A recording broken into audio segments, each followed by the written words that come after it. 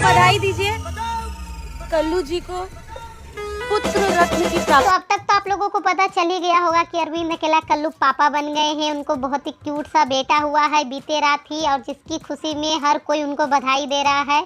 वहीं पर भोजपुरी अभिनेत्री आम्रपाली दुबे जी इस खुशी में पूरे सेट पे मिठाई बांट रही हैं। वो भी स्पेशल मिठाई काजू कतली बांट रही हैं। सिर्फ आम्रपाली दुबे ही नहीं, भोजपुरी इंडस्ट्री के बहुत सारे कलाकार, डायरेक्टर, प्रोड्यूसर सब कोई कल्लू को बधाई दे रहे हैं कि बधाई हो, आपको पुत्र रत्न की प्राप्ति हुई है।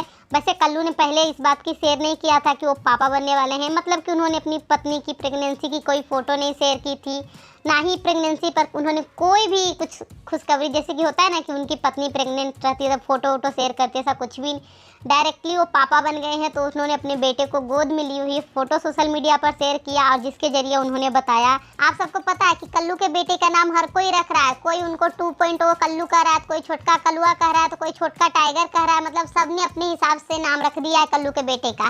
वैसे बेटा कल ही हुआ है, नाम सबने रख भी दिया है। तो हमारी तरफ से भी कल्लू शिवानी को ढेर सारा बधाई। वीडियो अच्छी लगी तो लाइक शेयर सब्सक्राइब कर दीजिएगा। Thank you for watching. Bye bye bye bye.